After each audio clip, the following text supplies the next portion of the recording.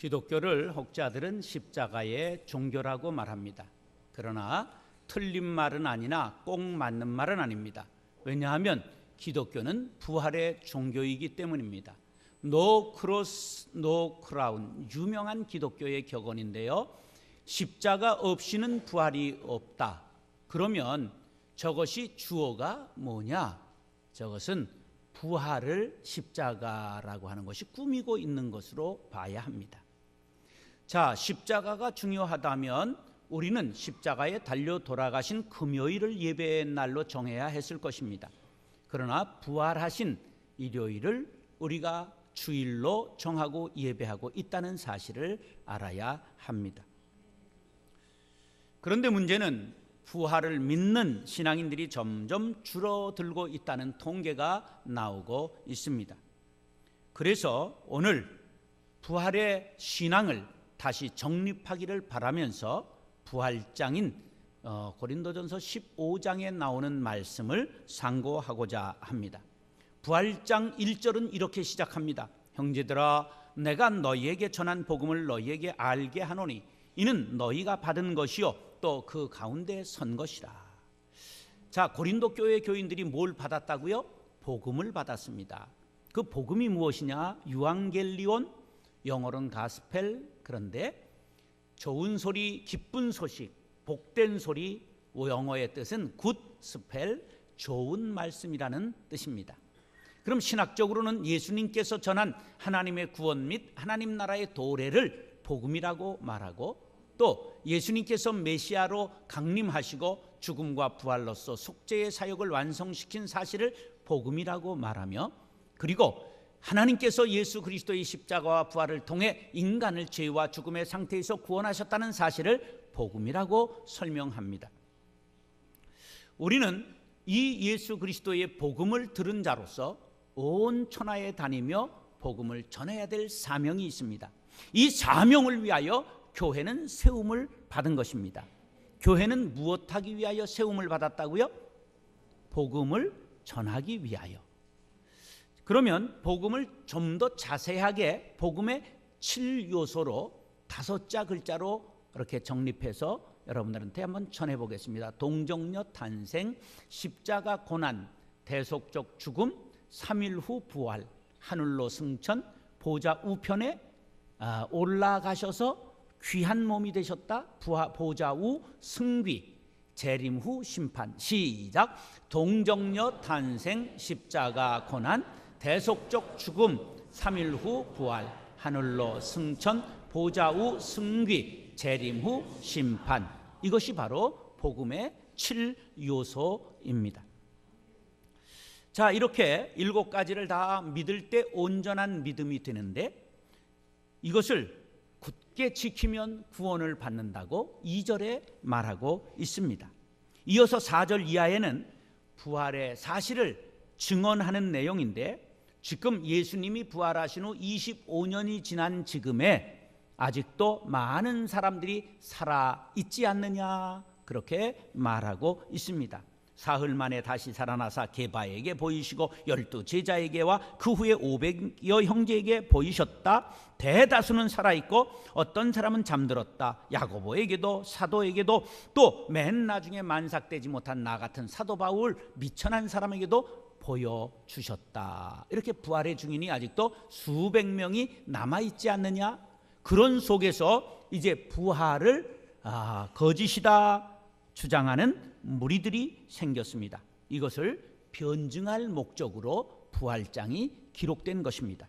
그리스도께서 죽은 자 가운데서 다시 살아나셨다 전파되었거늘 너희 중에서 어떤 사람들은 어찌하여 죽은 자 가운데서 부활이 없다 하느냐? 만일 죽은 자의 부활이 없으면 그리스도도 다시 살아나지 못하셨으리라. 그리스도께서 만일 다시 살아나지 못하셨다면 우리가 전파하는 것도 헛것이요 또 너희 믿음도 헛것이며 또 우리가 하나님의 거짓 증인으로 발견되리니 우리가 하나님이 그리스도를 다시 살리셨다고 증언하였습니다. 만일 죽은 자가 다시 살아나는 일이 없으면 하나님이 그리스도를 다시 살리지 아니하셨으리라. 만일 죽은 자가 다시 살아나는 일이 없으면 그리스도도 다시 살아나신 일이 없었을 터이요. 시작. 그리스도께서 다시 살아나신 일이 없으면 너희의 믿음도 헛되고 너희가 여전히 죄 가운데 있을 것이요. 또한 그리스도 안에서 잠자는 자도 망하였으리니 만일 그리스도 안에서 우리가 바라는 것이 다만 이 세상 삶뿐이면 모든 사람 가운데 우리가 더욱 불쌍한 자리라. 아멘. 부활도 없는데 우리가 예수를 믿는다고 하는 것은 참으로 불쌍한 자가 되는 것이다. 그러므로 부활은 내가 보았다. 본 증인들이 수백 명이 아직 있지 않느냐. 그리고 부활을 증언하고 있는 것입니다. 우리도 부활을 믿고 부활의 증인될 수 있기를 예수님의 이름으로 축원합니다. 따라서 부활은 죽음에 대한 생명의 승리입니다. 아담과 하와가 범죄한 이후 모든 인간은 죽음의 노예가 되고 모든 사람은 사망에 이르게 되었습니다. 빈부귀천 유무식을 막론하고 한 사람도 예외가 없었습니다. 중국을 처음으로 통일한 진해 시황제도 오래 죽지 않고 살고픈 마음에 3,000명의 동자를 세계 각곳에 전부 불로초를 구하기 위해 파송했습니다. 그때 서복이라고 하는 사람이 제주도까지 와서 정방폭포 바위에다가 서불이 여기 다녀간다 그렇게 글을 새겼습니다. 그것을 기념해서 제주도에 서복 기념공원이 생긴 것을 여러분 아십니까? 그러면 뭐하러 제주도 갔다 오신 거예요? 큰 10,000평 넘는 공원이 있다니까요. 2200년 전 그렇게 불로초를 구했던 진시 황제, 지금 일산 공원 옆에 살고 계시죠? 49에 돌아가셨어요. 49을 못 넘겼다고요. 불로초를 구했지만 이게 인간의 운명이지요. 그래서 석가모니는 인간은 4개의 고통의 바다를 지나간다. 태어날 때 아이들이 고통스러워 운다는 거예요. 그 다음에 늙어가는 것이 고통이요, 늙으면 병드는 것이 고통이요, 병들면 죽으니 이것이 또한 고통이라. 그런데 후대 사람들은 4가지 고통을 더해가지고 팔고라고 말했어요. 뭘 붙였느냐? 애별리고 사랑하지만 헤어져야 하는 고통, 원증회고 미워하는 이를 만나는 고통, 구부 듣고 구하려 애쓰지만 얻지 못하는 고통, 오취온고 오감으로 들어와 쌓여있는 모든 것이 고통이 된다. 그러면 불교는 뭐냐? 이런 고통의 바다를 지나면서 인생은 본래 그런 거다. 그래서 옆에 사랑하는 배우자가 죽어도, 부모님이 돌아가셔도, 자녀가 죽어도 인생은 다 그런 것이니라. 이러면서 초월하는 사람이 되는 상태를 가리켜서 바로 붓다가 되었다. 열반에 이른 사람을 뭐라고 그런다고요?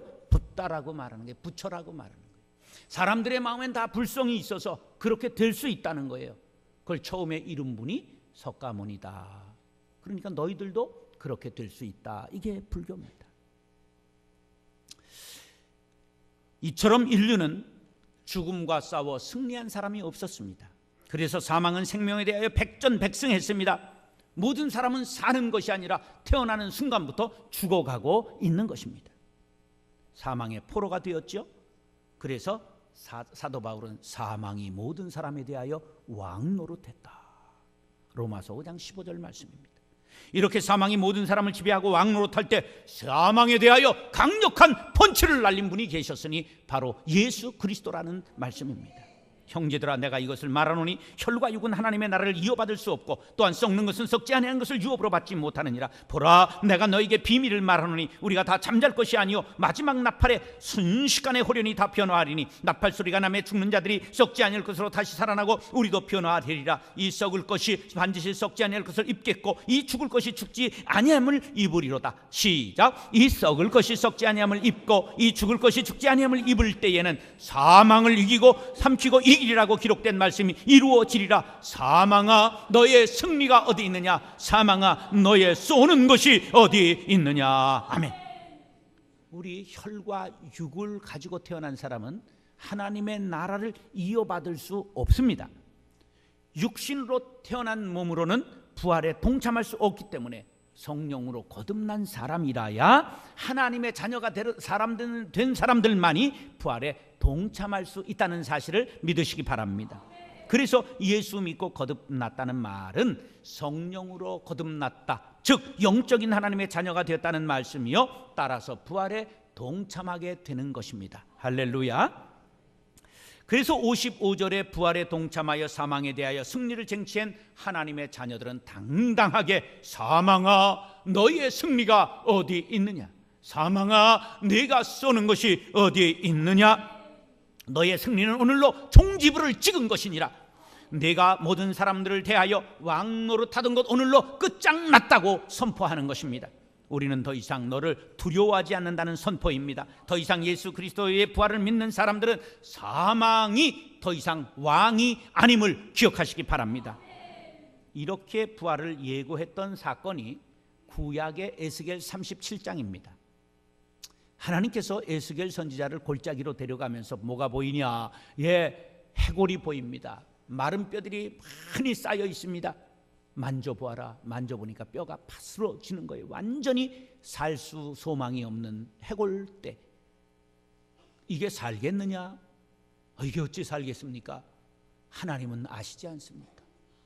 그랬더니 그래, 내가 외치는 대로, 외치라는 대로 내가 외쳐보아라. 그래서 에스겔이 외치지 않습니까? 모든 뼈들아 생기야 들어가라. 그리고 힘줄이 들어와라. 살을 입혀라. 가죽으로 덮어라. 그렇게 생기를 넣게 되니까 전부 살아나서 군대를 이루게 되었다. 할렐루야. 이게 무엇입니까? 바로 예수님께서 부활하시고 부활을 믿는 사람들은 사망을 이기고 부활에 동참하고 14만 4천 명의 수많은 의인의 무리를 이루어 행진하게 될 것을 말씀하고 있는 것입니다. 로마서 5장 17절 시작. 한 사람의 범죄로 말미암아 사망이 그 한 사람을 통하여 왕노릇하였은즉 더욱 은혜와 의의 선물을 넘치게 받는 자들은 한 분 예수 그리스도를 통하여 생명 안에서 왕노릇하리로다. 아멘. 이제 사망이 우리 안에서 왕노릇하는 것이 아니라 무엇이 우리 안에서 왕노릇한다고요? 생명 되신 예수 그리스도가 우리의 왕이 되시고 우리는 예수님 따라 부활에 동참하게 된 것을 믿으시기 바랍니다. 사랑하는 형제 자매 여러분, 부활은 생명이 사망에 대하여 승리한 사건입니다. 우리 모두 예수 생명, 부활의 생명에 동참할 수 있게 되기를 예수님의 이름으로 축원합니다. 따라서 부활은 거짓에 대한 진리의 승리입니다. 옛부터 지금까지 세상은 완전히 거짓판이지요. 그래서 세상의 모든 군왕들은 신천신지를 약속합니다. 새하늘과 새 땅을 약속했어요. 그런 것들을 이상향이라고 말하고 그것을 무릉도원이라고 말하고 유토피아, 샹그리아, 파라다이스, 우리나라에서는 이오도라고 말했어요. 그러나 그것은 한 번도 이루어지지 않았고 오히려 민중들은 착취와 기만과 빈곤과 기아에 허덕이며 살아왔습니다. 가끔 백성을 끔찍이 아끼고 사랑했던 어진 임금들이 일어났지만 그 후에는 또다시 어두움에 덮이고 말았습니다. 조선 500년 27대의 왕이 지나갔습니다. 그 중에 모든 사람들이 흠모할 만한 왕 몇 분 계세요? 한 분 계세요. 그 이름이 누구죠? 세종대왕. 세계 역사에 링컨을 가장 훌륭한 지도자로 꼽는데 우리나라가 큰 나라가 된다면 링컨보다 훌륭한 지도자가 있었으니 그분이 바로 세종대왕이지요. 이게 믿음의 나라 하나님의 선택된 이스라엘 사정 어땠을까요? 북왕국 이스라엘에 19명의 왕이 지나갔지만 19명의 왕은 전부 엑스물에 튀겨 죽여도 아깝지 않을 왕들이었다고 성경은 기록하고 있어요. 남한국 유다는 어땠느냐? 20명의 왕이 지나갔는데 20명 중에 2명 정도만 건질 수 있어요. 여호사밧, 요시야, 그 정도 건지면 잘 건질 수 있습니다. 이 남쪽엔 어떻을까요? 10명의 지도자가 요새 지나갔어요. 이번에 11번째 분이 그 은혜를 타는데 위태위태 40% 막 이렇게 내려가잖아요. 이거 굉장히 어려운 일이에요. 그래도 우리는 이 하나님의 은혜로 잘 살잖아요.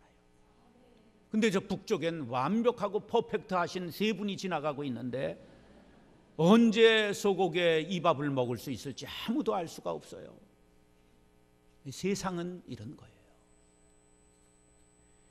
그래서 이 세상의 지도자들이 내놓는 핑크빛 공약은 전부 거짓이라고 성경의 예언자들은 외치고 있습니다.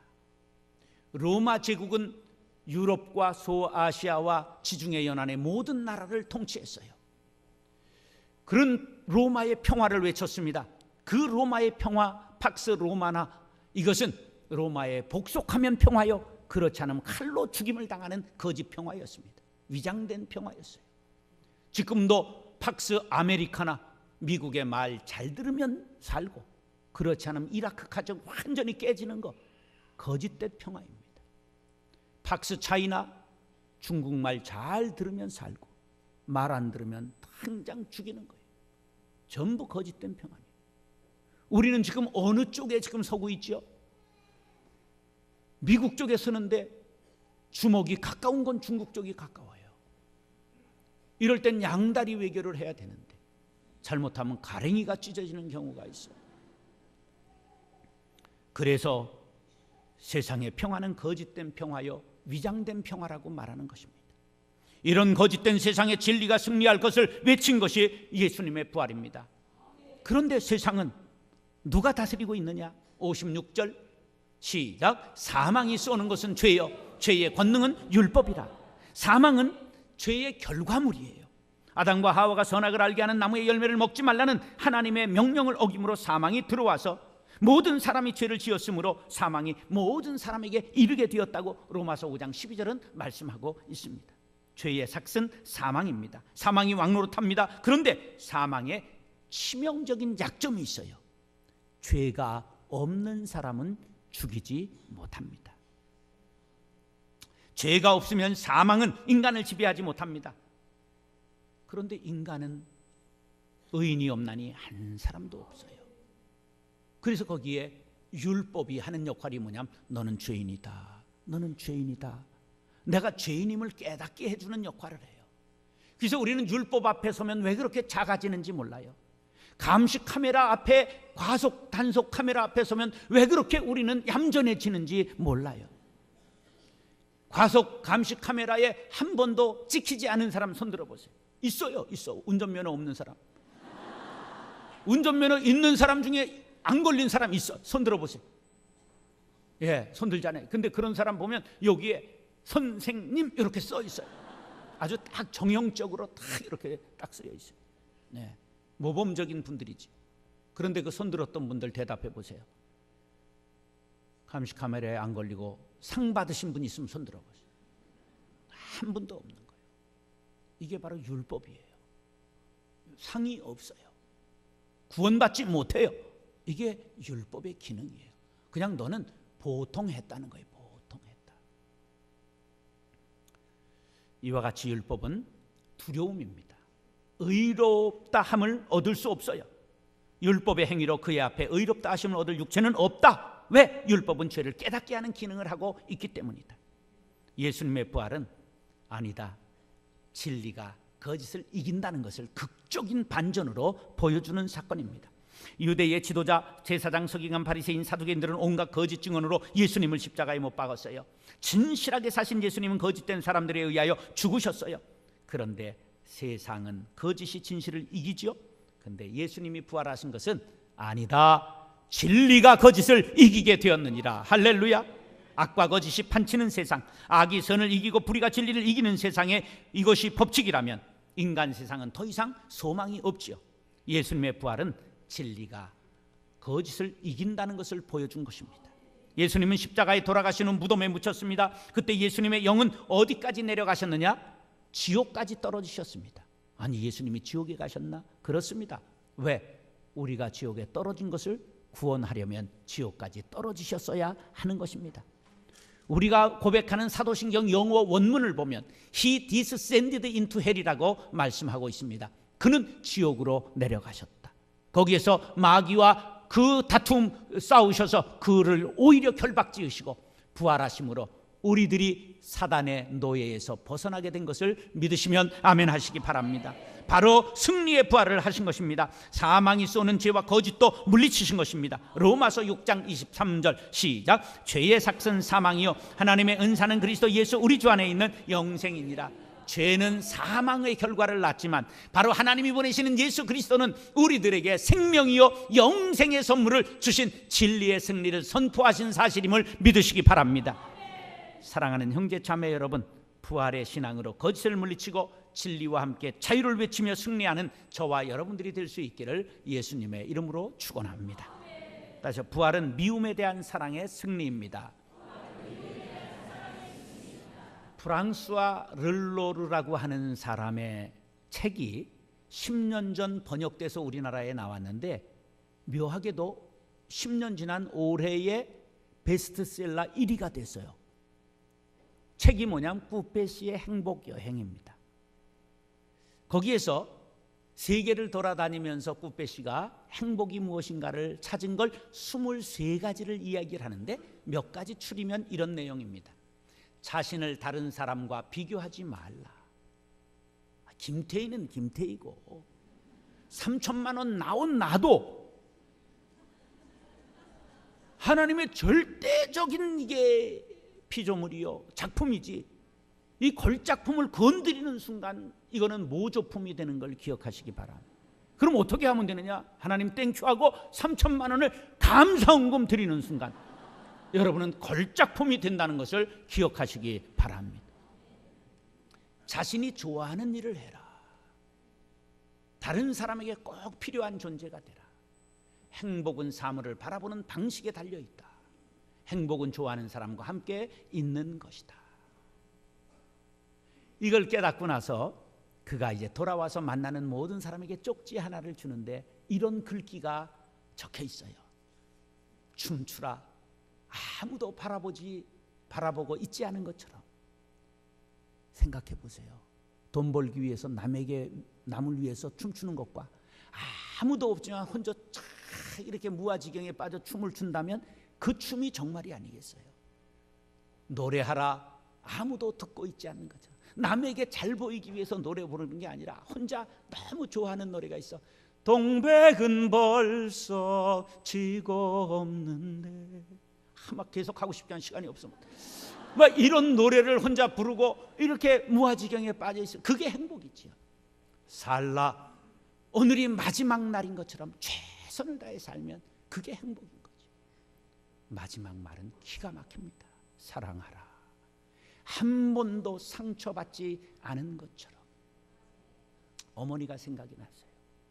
우리 어머니가 19에 시집을 오셔서 25좀 지나가 27 그 사이라고 제가 계산을 해보니까 나오는데, 집에 양색시 하나가 어느 날 갑자기 또박또박 들어오더니 가지를 않는 거예요.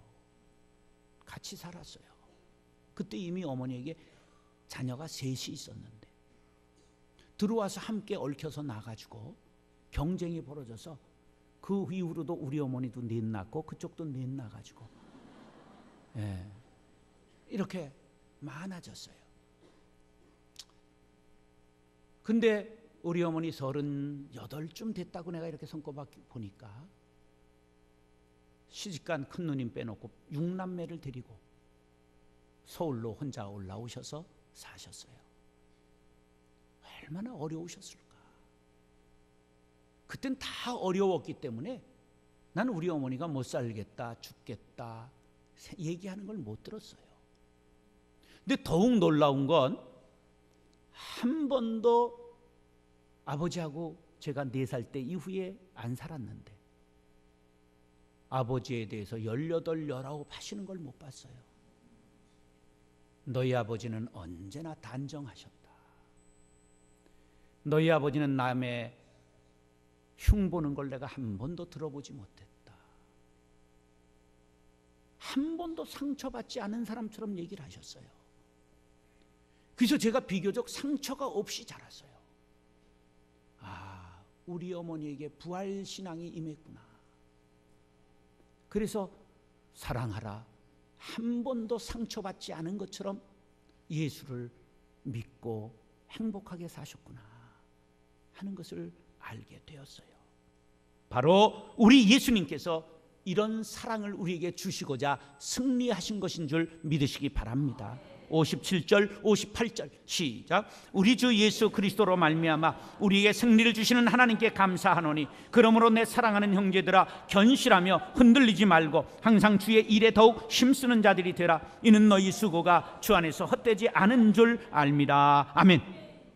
미움을 가지고는 제대로 일을 할 수가 없어요. 마음이 꼬이기 때문이죠. 미움으로 하는 일의 결과가 좋을 리가 없어요. 유대인들은 예수님을 미워해 십자가에 매달아 처형했습니다.